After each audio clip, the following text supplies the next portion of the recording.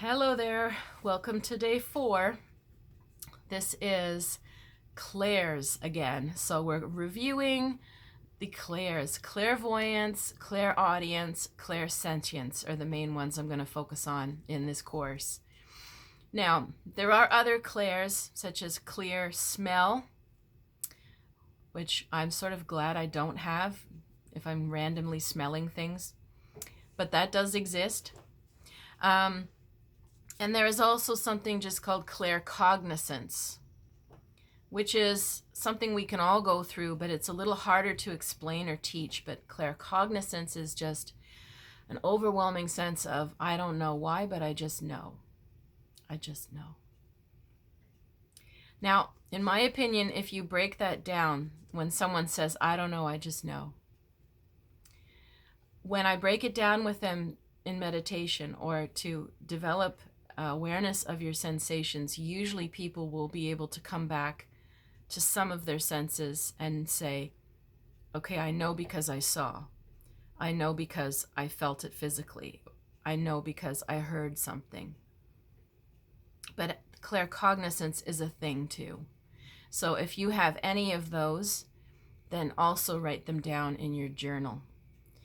Something where you just know. Write it down.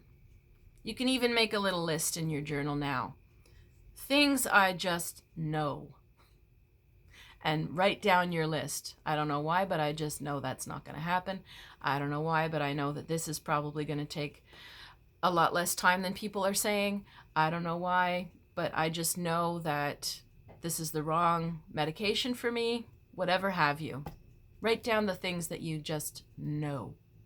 Okay.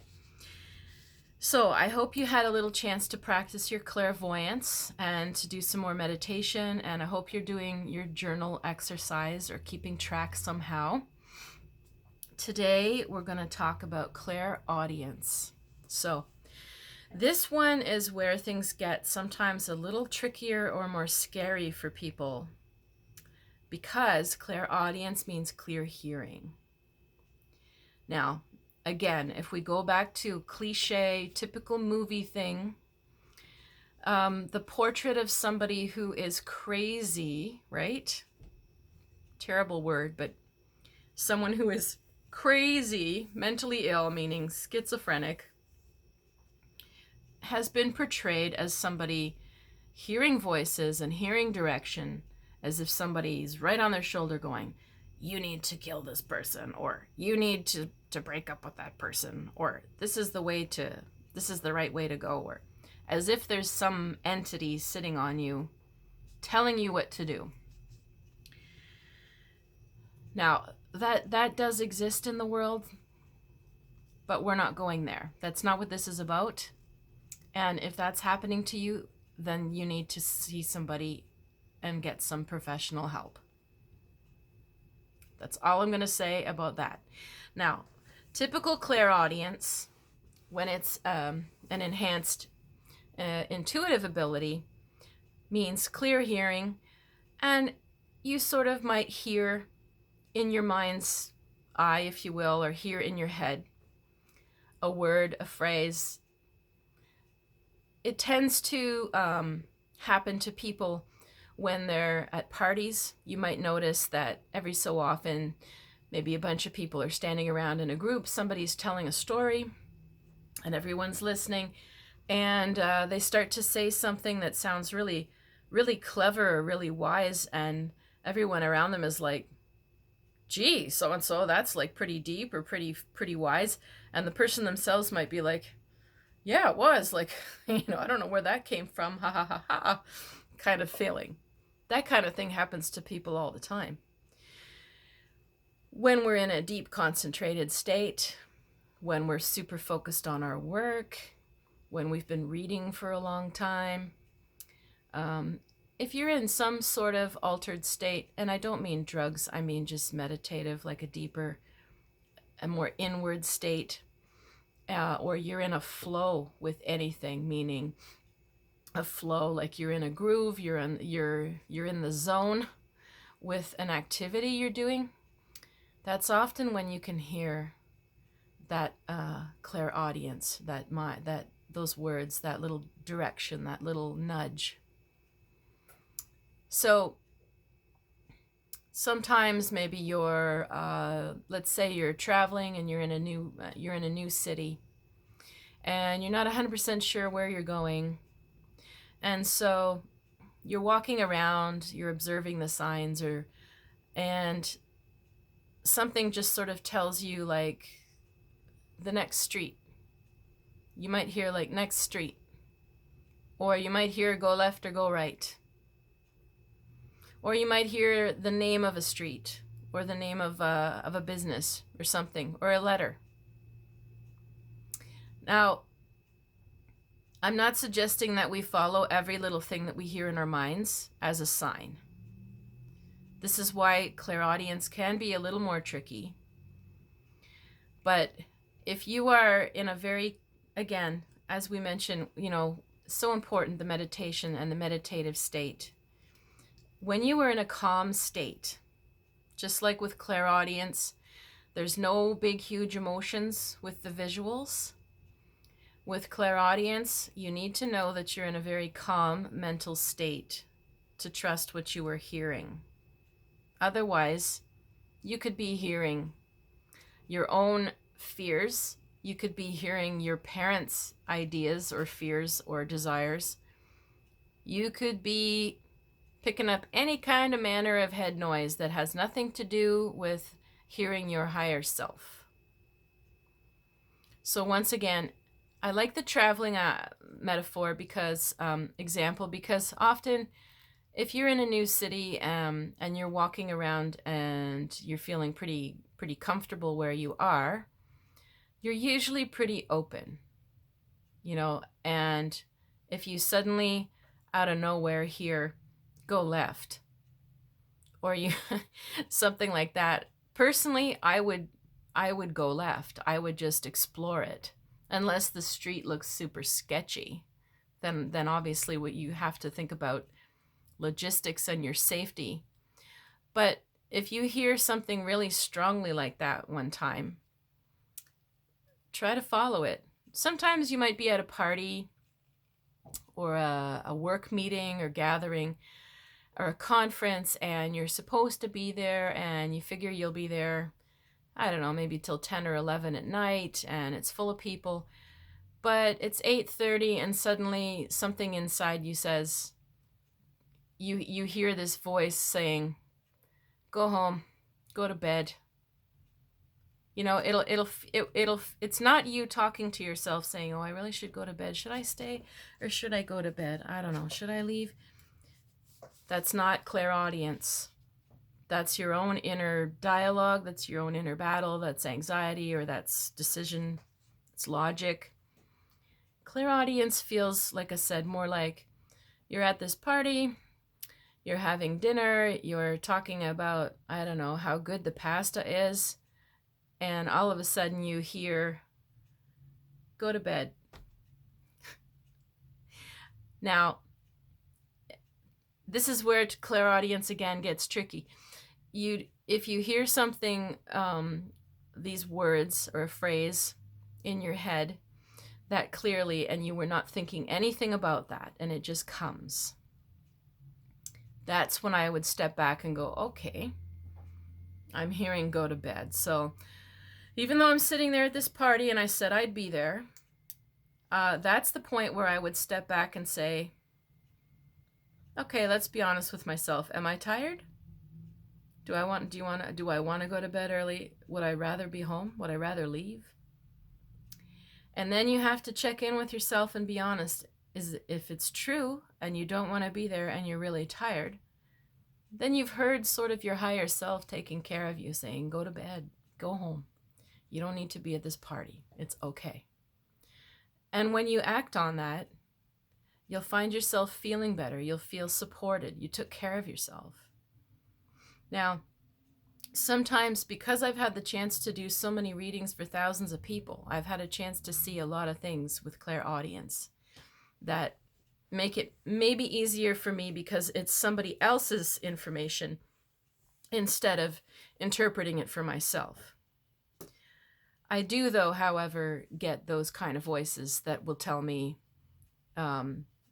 different directions, places to turn, things, get out of here or stay longer, or little directions like that. I do get that. But it's not happening every day, and it's not happening all day, and I'm not sitting there going, okay, I need a sign. Tell me what to do. Tell me what to have for dinner. No, I'm not trying. It's something that I'm open to because I know I trust it when it comes, but I don't know when it's going to come. So if it's happening to you a lot and you're trying to say, please tell me what to do, that's not it. That's not clairaudience. That's you craving the answer, or you wanting somebody to tell you what to do. And you're not going to get a clear answer when you're in that state of mind, because you're wanting it, you're craving it.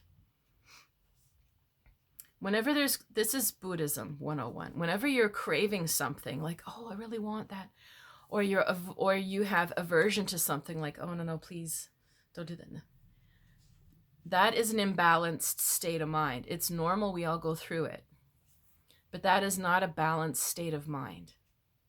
So if you are in a craving or aversion about anything, when you start to hear something or flash something, you have to be careful of it. It might just be your personal baggage. It might not be anything predictive or clairvoyant or true, because you're not in a balanced state of mind.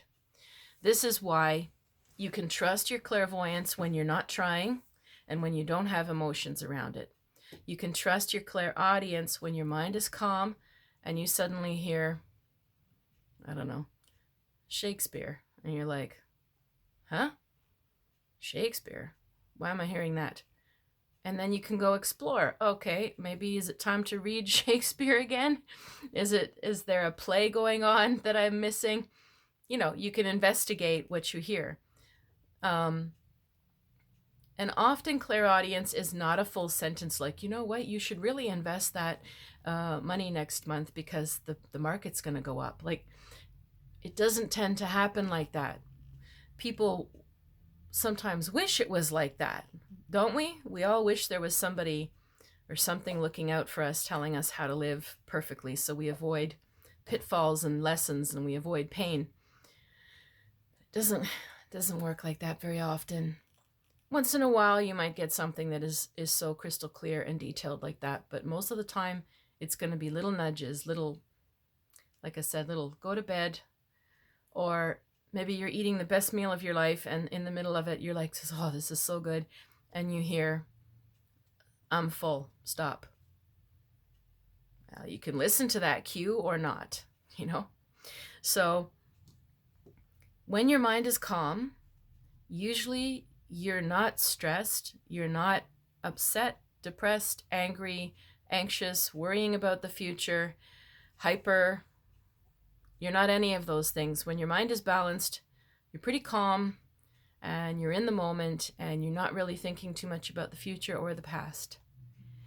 And again, meditation with practice over time will bring you more and more into that state of mind. And that is the state of mind from which you can hear. Now, in Buddhism, perhaps with meditation, they might call it insight. And insight is sort of similar. Insight might not feel so much like hearing something, but very often insight comes from sitting calmly. Or you can, different forms of meditation, mindfulness meditation with even just walking with a nice rhythm in a calm place without too many distractions, and the rhythm of the walking will bring you into a meditative state. Doing dishes for an hour, doing arts and crafts, something with repetitive action that is calming the mind, and you're in a different state of mind. That's when you can hear your intuition. That's when you can hear the clairaudience. That's when you get insight, where in the middle of doing the dishes, you weren't thinking anything, and then all of a sudden you just sort of get this feeling of like, oh my God, I understand now why that relationship ended that way. and it'll just come like insight, clarity, wow. And it's similar to intuition. Clairaudience really is, though, like doing the dishes, okay? And mind is calm, not thinking about anything but the dishes. And then you hear something say, I don't know, she ended it for a reason. You just hear a phrase like, huh? And then you have to figure out, is that she someone I know? Is that she referring to me? And then sometimes we have to explore and investigate once we get the clairaudience, what it's about. Now, as I mentioned before, I've had the chance, thankfully, to do thousands of readings. So for me, the clairaudience was very strong because I was hearing names or words, sometimes even things with different accents, or sometimes terminology I didn't even know what it meant, but I was hearing the words. And when I shared them out loud with the client, 99% of the time they're smiling and they're saying, yeah, that's exactly what they would have said, or yes, that is what we call that at my work, in my field. Stuff like that would happen. So I'm fully convinced, because I live it, that we are all capable of picking up information from people, and from homes, from buildings, from spaces, from people, from objects, from the vibe in a room. And sometimes you're going to hear terms and words that you're not going to understand where they come from, and sometimes they're not yours, but they are accurate. It's just very difficult when it's you alone with yourself to connect to your clairaudience without getting confused as to when it's a clear message from your higher self, and when is it my fears and worries, and when am I picking up something from someone else. This is part of the work of it. If you continue to train, and you take my intermediate levels, or you want to work with me privately, I can help you start to discern what's going on for you. But I just wanted to present you clairaudience in the way that it comes, so that you do it with more confidence and more safety. If you start to feel like things are telling you what to do, and you start to hear like blah, blah, blah, blah, you really should, or why don't you? And something seems to be, if you feel anything around you telling you what to do, you have to be careful. I would say for now, do not listen. Do not follow it, and talk to somebody about this, because we do have to be careful that we're not opening ourselves up to negative energy, and we do have to be careful of our mental health. However, as I said, if you know that you are going for a walk, or you're petting your cat, or you're in the middle of, sewing something or cooking, and you know that your mind was completely empty and clear and clean, and you suddenly hear October 2018, something like that. Poof. Okay, now we're talking about clairaudience, and you can investigate what those messages might be. Could be, something happened during that October 2018 for you. Or if you hear a date in the future, I would write it down and see, is there something coming up for me then? You'll have to wait and see. But clairaudience is very interesting. You just have to be a little more careful with it. So the practice this week then is still to meditate. Please do your meditation. Please write down what you're getting. And for now, try not to worry about whether it's real or not real, predictive or not predictive. Just start to keep track of it. And you can go back to something later. Don't worry about telling people, or that you've got to warn anybody if you feel anything. Just do this for you right now. We're observing yourself. We're observing your process, and you'll see, is clairaudience my main ability or not? And is it something you want to increase or not? But for now, keep your journal, keep meditating, and keep a detachment about what you hear, but keep track of it. And we'll come back to that in future courses.